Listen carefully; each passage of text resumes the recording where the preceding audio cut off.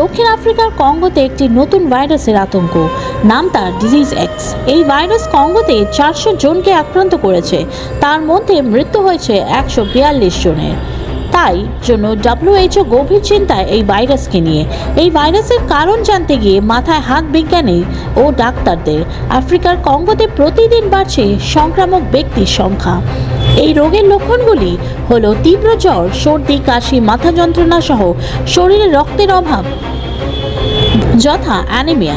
এই ভাইরাসের লক্ষণ সামান্য রোগের মতো, সেই কারণে এই ভাইরাসকে চেনা খুবই কঠিন।